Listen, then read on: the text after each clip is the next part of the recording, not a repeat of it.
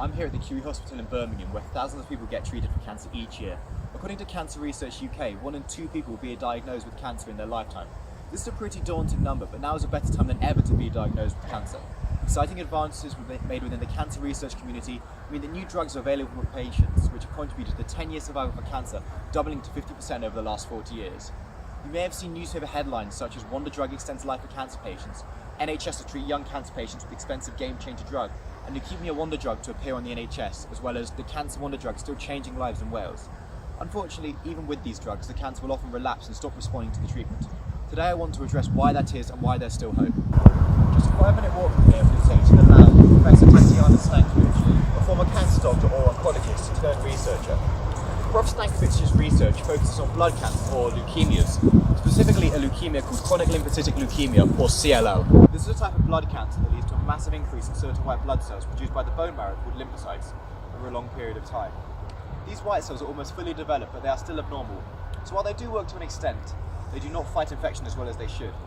This leads to the body getting lots of infections that it struggles to fight off. CLL is the most common leukemia in the Western world, accounting for about 1/3 of new leukemia diagnoses. CLL mainly affects the elderly, with most people being diagnosed around 70 years old.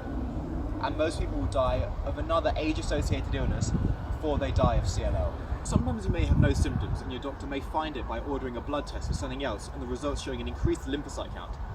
If the disease is found when there are no symptoms, then there will not be any treatment given and the disease will be monitored. This may seem peculiar, however many studies have been done showing that early treatment does not actually improve outcome and may actually cause harm. Now, why would treatment cause harm? To understand this, we first need to understand the fundamental aspect of the biology of CLL. It's known as a clonal disease. But what does this mean? Well, normally our cells can only divide when our body tells them to. When this happens, the cells must undergo lots of checks and balances to ensure that they are completely normal and safe for the body. In cancer, this is not the case, and the cells reproduce very quickly, leading to the formation of tumours. CLL is derived from one cell that gained lots of mutations, allowing the cell to escape the body's checks, leading it to replicate uncontrollably. These new cells will be identical to their parent cell, leading to a huge amount of identical or clonal cells. One feature of these cells is that their DNA is very unstable. This means that the DNA that determines how the cell will act is much more likely to change upon replication than normal cells. This means that there will be other groups of cells sharing a mutation from the cell that they've derived from, alongside the first mutation. This is called a subclonal group. This is the reason why we don't treat CLL at the beginning. There are lots of mutations associated with CLL that we're aware of. Some of them can cause the disease to be a lot more aggressive and resistant to treatment than others. When we diagnose CLL, we are saying that there are more than 5 billion CLL cells in your body per litre. That's a lot of cells, and statistically, there will be a cell containing a resistant mutation. One particularly aggressive mutation may be in a protein that normally protects you from getting cancer, called TP53. If we give treatments such as chemotherapy when we don't need to, then we will wipe out all of the cells that aren't really aggressive, leaving just the treatment-resistant ones, such as those subclonal groups with TP53 mutations. So, while the cancer may not be detectable for a period of time, as many of the cells have been eradicated, it isn't actually gone. These cells will then be the only ones alive to replicate, leaving your cancer full of only aggressive cells, instead of them being a much smaller fraction if we had just let them be. These cells with the TP53 mutation will keep replicating until it is detectable again, and it will be a much worse disease. This is called clonal evolution. When a cancer cell gains the mutation, the already unstable DNA becomes even more unstable. Now we have a population of cells that evolved to contain this mutation. When they replicate, the mutations are more likely to occur, causing a lot more subclonal populations to form. This will lead to a much more complex disease that is a lot harder to treat. Another way to look at this would be within the context of how Charles Darwin described evolution. He looked at how the beaks of finches changed over time depending on their environment and what food was available. If we then replace the finches for cancer cells and the food for treatment, then you can see how their environment will select the most appropriate cells for survival. When a patient goes to the doctor with an aggressive disease or the symptoms from a previously asymptomatic disease and start to cause trouble from the patient, then we will intervene with treatments such as chemotherapy. From this, you should be able to see how you can become resistant to certain treatments and why then you will need to change treatment to eliminate cells that are resistant to the previous treatment. Obviously, this is a vicious cycle, as then you will cause other cells resistant to the new treatment to arise. This is called treatment-induced clonal evolution. Now, while I've just been talking about CLL, this process of clonal evolution happens in many cancers, and it is something that the research community are actively combating across the world.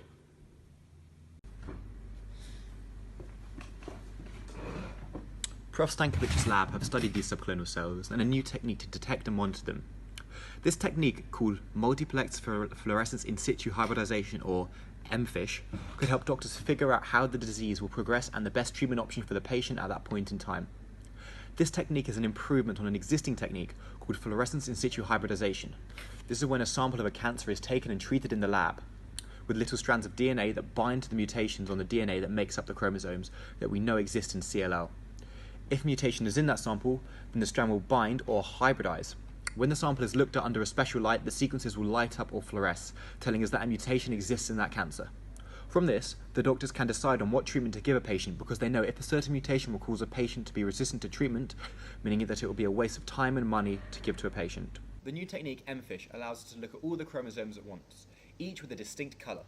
If a colour from one chromosome is on another one, then we know that a rearrangement has occurred and that this will impact the disease progression. Prof. Stankovics were the first lab to report the use of MFISH to look at how the clonality of CLL samples changed in response to different treatments. For this experiment, they used 24 CLL samples from patients and used MFISH to establish how the clonality of the cells changed pre- and post-treatment. The lab discovered it's a powerful way to study how the cells in CLL change over time and how it can be used to decide if a treatment will work. For example, a chemotherapy agent called chlorambucil was found to accelerate the process of clonal selection, once again showing why we watch and wait. Prof. Stankovics' lab importantly found that this technique can help determine how certain CLLs will respond to a drug. This is important for pharma companies to figure out before they release a drug into the market. While this is interesting and may help researchers, it's currently too expensive for clinical use for doctors. That isn't to say that it will have no place in the future though. So how would FISH apply to a patient with CLL? Let's say that the patient went to the doctor and they were unfortunately diagnosed with it. They didn't have any symptoms apart from some swelling in lymph nodes where the cancer was, so they were sent home and told that the cancer would be monitored. After 2 years, the cancer progresses and the patient starts to get fevers, night sweats and even more swelling. The doctor gives them a course of chemotherapy and the cancer goes away but then returns. The doctor decides to take a sample of the cancer and sends it off to the lab to be analysed using FISH to look for aggressive mutations. The lab finds out that a subclonal group has developed the aggressive TP53 mutation and that it should be treated quickly. In this case, the doctor will make sure that he prescribes a drug specific to TP53, making sure that he doesn't give one that causes the disease to get worse, as some might do. This will provide optimal treatment for the patient and will help save time and money for everyone, including the NHS. Detecting the type of cancer a patient has and prescribing a very specific drug for it is called personalised medicine, and it will be how we treat all cancers in the future. As more drugs get developed by labs like Prof. Stankovics, we will be able to keep on top of cancers as they change and mutate. This provides a really promising outlook for the future of cancer. So in summary, we've looked at how cancers stop responding to treatment and come back despite looking like they've been cured, the clonality of CLL, and how Prof. Stankovics' lab have found a new way to detect it via a method called MFISH. MFISH can be used to personalise cancer treatment and be used hopefully to beat cancer in the future.